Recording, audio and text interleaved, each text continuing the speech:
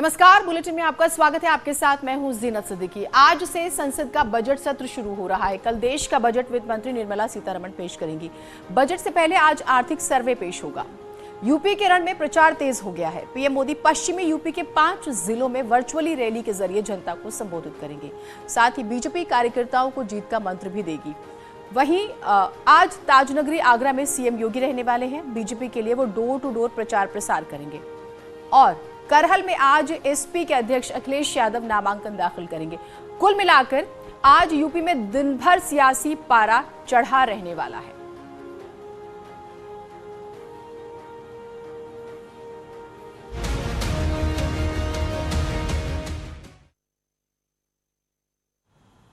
तो प्रधानमंत्री मोदी आज वेस्ट यूपी के 5 जिलों में वर्चुअली रैली के जरिए लोगों को संबोधित करेंगे। पीएम की वर्चुअल रैली में करीब 27 लाख लोग जुड़ेंगे। सीएम योगी इसमें आगरा से जुड़ेंगे। वर्चुअल रैली के लिए तैयारियां पूरी की जा चुकी हैं। तो पश्चिमी यूपी के लिए ये सुपर प्लान अगर आप इसे कहें, कोशिश यही है कि जाटलैंड में इस रैली के जरिए ज्यादा से ज्यादा लोगों को जुड़ा जाए। 5 जिलों की 21 सीटों पर फोकस होगा इस रैली के जरिए। और दावा यह है कि तकरीबन 27 लाख लोग जो हैं इससे जुड़ेंगे। और ये प्रधानमंत्री ने जो ट्वीट किया था वो हम आपको दिखा रहे हैं। उन्होंने आग्रह भी किया कि इस रैली में जो है आप अपने सुझाव नमो ऐप पर जरूर हमारे साथ साझा करें। इस रैली के लिए ये जो उन्होंने किया था।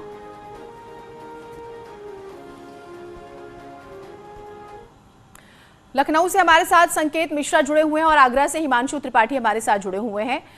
संकेत, मैं आपसे शुरुआत करती हूं। आज बेहद ही महत्वपूर्ण दिन, चाहे प्रधानमंत्री की रैली का जिक्र करें हम या फिर आज अखिलेश यादव के नामांकन का जिक्र करें, सभी की नजर रहने वाली है। बिल्कुल, सियासत के लिहाज से आज उत्तर प्रदेश में आज का दिन काफी अहम है, जहां एक तरफ प्रधानमंत्री नरेंद्र मोदी अपनी पहली वर्चुअल रैली विधानसभा चुनाव को लेकर उत्तर प्रदेश में करने जा रहे हैं। और आज ये 1:30 बजे से रैली होगी और उसके लिए भारतीय जनता पार्टी के प्रदेश कार्यालय में एक वर्चुअल स्टूडियो भी बनाया गया है। और यहां से जेपीएस राठौर का संचालन करेंगे और डिप्टी सीएम दिनेश शर्मा यहां से जुड़ेंगे। और इसमें 98 मंडलों के 49,000 कार्यकर्ताओं को सीधे तौर पर जोड़ा जाएगा। इसके अलावा 27 लाख दूसरे मतदाताओं को ये लिंक भेजा जाएगा। कोशिश ये है भारतीय जनता पार्टी के थिंक टैंक की कि इन लोगों को भी 27 लाख लोगों को भी इस रैली से जोड़ा जाए और प्रधानमंत्री का संदेश पहुंचाया जाए उन तक। वहीं दूसरी तरफ 21 विधानसभा के जो प्रत्याशी हैं वो इस रैली में जुड़ेंगे और इस हिसाब से इसको रखा गया है कि एक ही मंच पर ये नजर आएंगे। प्रधानमंत्री नरेंद्र मोदी जहां दिल्ली से जुड़ेंगे 1:30 बजे, वहीं मुख्यमंत्री योगी आदित्यनाथ आगरा से जुड़ेंगे और इसके अलावा डिप्टी सीएम दिनेश शर्मा लखनऊ कार्यालय से रहेंगे वर्चुअल स्टूडियो से। तो ऐसे में एक बात साफ है कि जो एलईडी वैनें रवाना की गई थी हर विधानसभा क्षेत्र में, तो उन एलईडी वैन पर यह मैसेज दिया जाएगा और कोशिश ये की जाएगी कि जो चुनाव आयोग के नियम है 500 से कम की भीड़ वहां पर इकट्ठा की जाएगी, मतदाता इकट्ठा किए जाएंगे और उनको प्रधानमंत्री नरेंद्र मोदी का जो वो वर्चुअल संवाद करेंगे। और इसको जन चौपाल का नाम दिया गया है, पीएम मोदी की जन चौपाल। तो ये 1:30 बजे से शुरू होगी और आज का दिन काफी अहम है। प्रधानमंत्री खासकर पश्चिम यूपी की उन सीटों को संबोधित करेंगे जहां पर पहले चरण में मतदान होना है। ठीक, 5 जिलों के 21 सीटों पर फोकस है। सरल शब्दों में समझे तो जाटलैंड पर खास तौर से फोकस है। हिमांशु हमारे साथ आगरा से जुड़े हुए हैं। हिमांशु, क्योंकि मुख्यमंत्री जो हैं आगरा से ही इस चौपाल का हिस्सा बनेंगे, क्या तैयारियां वहां पर हैं, ये हमें बताइए। जी बिल्कुल, पहले चरण में आगरा में चुनाव है और 9 सीटों पर बीजेपी का कब्जा रहा था पिछली बार, तो इस बार भी कब्जा जमाने की कोशिश होगी। उसी के तहत हर दिन यहाँ एक कार्यक्रम होता है बड़े नेताओं का। तो आज मुख्यमंत्री योगी आदित्यनाथ रहेंगे और आगरा की 3 विधानसभा क्षेत्रों में उनके कार्यक्रम है। तो पहला कार्यक्रम किरावली में है और किरावली में 12 बजे सीएम योगी पहुंच जाएंगे और 2 घंटे किरावली में रहेंगे। और जो पीएम का कार्यक्रम है तो उसके वर्चुअल जो रैली है उसमें आगरा के किरावली से ही सीएम योगी जुड़ जाएंगे।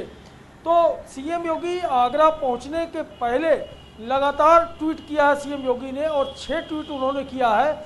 उसमें पहला ट्वीट जो उनका था बटेश्वर धाम का जिक्र किया है। बाबा बटेश्वर की कृपा से आगरा में सब काम हो रहा है। ये बातें कही हैं, यमुना मैया का जिक्र किया है पहले ट्वीट में। उसके बाद ताबड़तोड़ सीएम योगी ने 6 ट्वीट किए हैं जिसमें आगरा के लोगों का दिल जीतने की मुकम्मल कोशिश की गई है। यहाँ की चर्म शिल्प की बात की गई है, आगरा के शिल्पकारी की बात की गई है, और कैसे कोरोना महामारी के दौरान 2.5 लाख नए राशन कार्ड बने, और साथ ही यह भी लिखा कि डबल इंजन की सरकार है और डबल सेवाएं दी जा रही, फ्री सेवाएं दी जा रही, राशन की सेवाएं दी जा रही। तो सीएम योगी ने फतेहाबाद की बेटी का जिक्र किया है। जो 3 विधानसभाएं हैं उसमें फतेहाबाद है और एतमादपुर है, और इसके अलावा एक और विधानसभा। तो बेटी की सुरक्षा, विकास, नवीन आगरा का जिक्र किया है, आगरा की मेट्रो का जिक्र किया है। तो यमुना मैया से लेकर बटेश्वर धाम, और बटेश्वर धाम के बाद यानी कि हिमांशु एक चीज जो समझ में आ रही है कि चुनाव वर्चुअल है और वर्चुअली भी मुद्दों को लेकर मुख्यमंत्री अपनी बात रख रहे हैं, स्पेसिफिक क्षेत्र को लेकर। दूसरी बात है कि आज डोर टू डोर करेंगे, उस पर भी नजर रहनी चाहिए। और वो जो क्षेत्र रहेगा, एक बार हमारे दर्शकों को बताइएगा, डोर टू डोर का जो कार्यक्रम है वो कितने बजे से शुरू हो रहा है, क्या उसके लिए तैयारियां हैं? जी ना, सबसे पहले तो किरौली में कार्यक्रम होगा और वहाँ पूरे 2 घंटे रहेंगे, चूंकि पीएम के साथ वर्चुअली जुड़ेंगे। उसके बाद जो 2 विधानसभाएं हैं तो उसमें एतमादपुर विधानसभा है, वहाँ डोर टू डोर का कार्यक्रम प्रस्तावित है, और साथ ही साथ फतेहाबाद विधानसभा है, वहाँ डोर टू डोर कार्यक्रम प्रस्तावित है। 5 घंटे ताजनगरी में रहेंगे। तो इसमें 3 कार्यक्रम जनसंवाद के रखे गए। जनसंवाद यानी की वोटर जो हैं उनके साथ भाजपा की रणनीति है कि जुड़ा जाए और की वोटर को समझा करके मतदाताओं के पास भेजा जाए। तो की वोटर के साथ संवाद और साथ ही डोर टू डोर संपर्क।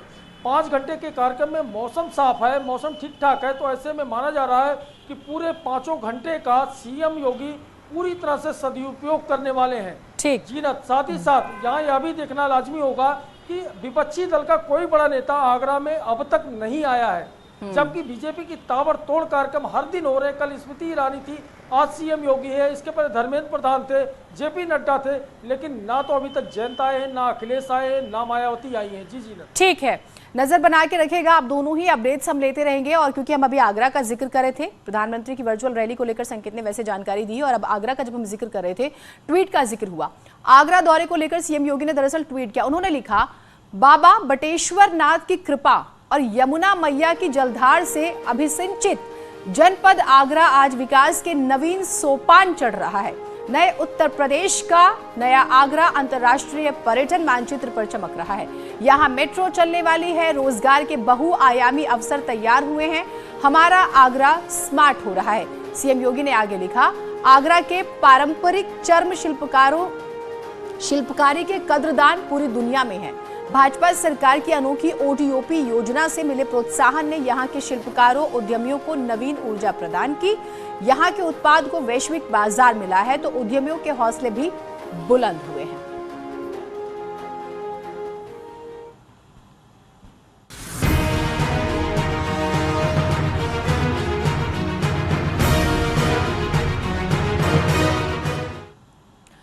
और यूपी की राजनीति से जुड़ी आज की एक और बड़ी खबर आपको बताते हैं। समाजवादी पार्टी के अध्यक्ष अखिलेश यादव आज मैनपुरी की करहल सीट से नामांकन दाखिल करेंगे। अखिलेश यादव पहली बार विधानसभा चुनाव लड़ रहे हैं। सैफई में वो सुबह 11:15 बजे नामांकन के लिए निकलेंगे सैफई से, और मैनपुरी जिला कलेक्ट्रेट में सुबह 11:30 बजे पहुंचेंगे, नामांकन दाखिल करेंगे। बता दें कि मैनपुरी में तीसरे चरण में 20 फरवरी को वोटिंग होनी है। नामांकन के दौरान उनके साथ पूर्व सांसद तेज प्रताप यादव, एसपी के जिलाध्यक्ष देवेंद्र सिंह यादव मौजूद रहेंगे। अखिलेश यादव कल शाम को ही सैफई पहुंच गए थे। अखिलेश यादव के नामांकन को लेकर एसपी कार्यकर्ताओं में गजब का उत्साह है। इसी को देखते हुए प्रशासन भी अलर्ट मोड पर है। और हमारे साथ हमारे 2 सहयोगी जुड़े हुए हैं। सैफई से दिनेश शाह के मैनपुरी से देवेंद्र चौहान हमारे साथ जुड़े हुए हैं। दिनेश, मैं आपसे शुरुआत करती हूं। अखिलेश कल ही पहुंच गए थे, कार्यकर्ताओं का जोश हमने कल भी देखा। आज क्या तैयारियां हैं? कितने बजे अखिलेश यादव नामांकन के लिए निकलेंगे?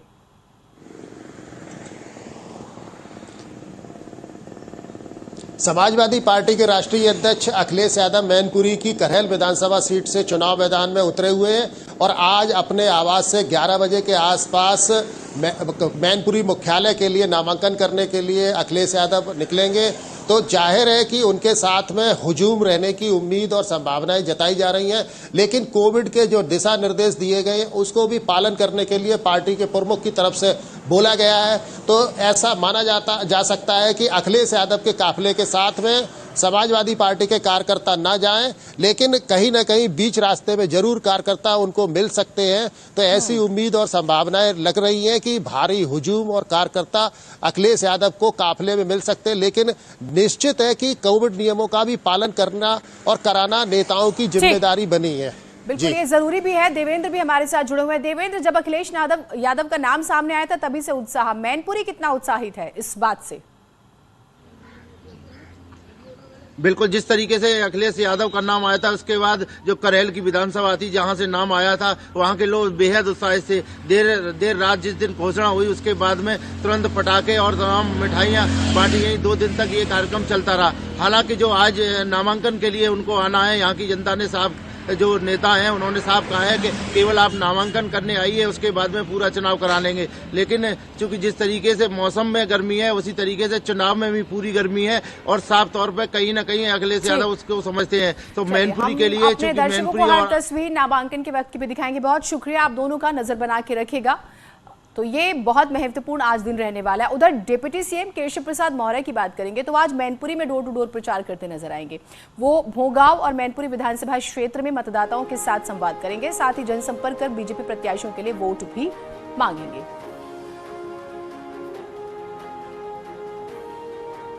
तो आज बेहद ही महत्वपूर्ण, आप ऐसे समझिए, एक तरफ अखिलेश यादव नामांकन दाखिल करेंगे तो वहीं केशव प्रसाद मौर्य बीजेपी के लिए डोर टू डोर कैंपेन करते हुए नजर आएंगे। तो आज मैनपुरी की हम बात कर रहे हैं और ये समझिए कि सियासी पारा जरूर हाई रहने वाला है जब 2 बड़े नेता यहां पर रहेंगे। और डिप्टी सीएम केशव प्रसाद मौर्य अखिलेश यादव और समाजवादी पार्टी पर निशाना साधते हैं। उन्होंने ट्वीट किया, क्या वो आपको बताते हैं। अपराधी प्लस दंगावादी प्लस गुंडावादी प्लस जातिवादी प्लस अवैध कब्जावादी, उसके आगे प्लस आतंकवादी प्लस जिन्नावादी बराबर है अखिलेश यादव की पार्टी, यही है समाजवादी। ये ट्वीट है केशव प्रसाद मौर्य का। उन्होंने जो शब्द आप इन दिनों चुनाव में सबसे ज्यादा सुन रहे हैं उन सभी को जोड़ा है और बराबर में अखिलेश यादव की समाजवादी पार्टी का जिक्र कर दिया।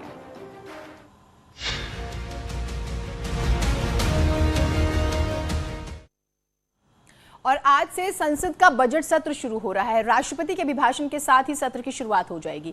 राष्ट्रपति संसद के सेंट्रल हॉल में दोनों सदनों को संबोधित करेंगे। उनके भाषण के बाद लोकसभा में वित्त मंत्री निर्मला सीतारमण साल 2021-22 के लिए आर्थिक सर्वेक्षण रिपोर्ट पेश करेंगी। इस रिपोर्ट के जरिए वित्त मंत्री बताएंगे कि भारतीय अर्थव्यवस्था ने मौजूदा वित्तीय साल में कैसा प्रदर्शन किया है और आने वाले समय में इसकी दिशा कैसी रहेगी। इस बार बजट सत्र के पहले 2 दिनों के दौरान संसद के दोनों सदनों में शून्यकाल और प्रश्नकाल नहीं होगा। वित्त मंत्री निर्मला सीतारमण कल बजट पेश करेंगी।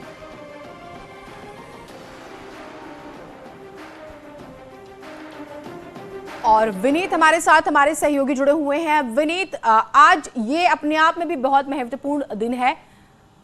हमारी आर्थिक स्थिति और आने वाला समय कैसे रहने वाला है, जरा बताइएगा। क्या वहां पर विपक्ष की तैयारियों का जिक्र करें, सरकार की तैयारियों का? निश्चित तौर पर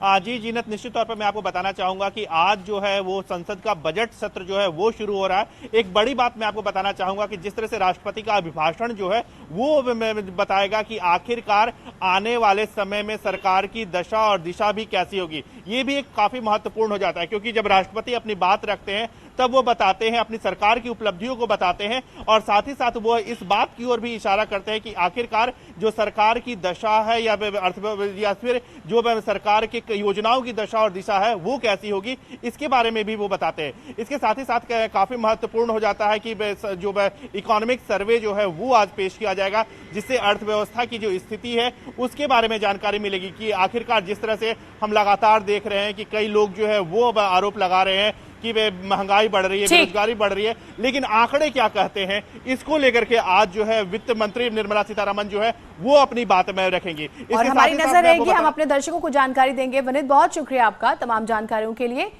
एक बड़ी खबर आपको बता दें, देश में कोरोना के 2,09,000 नए मामले सामने आए। 24 घंटों में 959 मरीजों की जान चली गई है।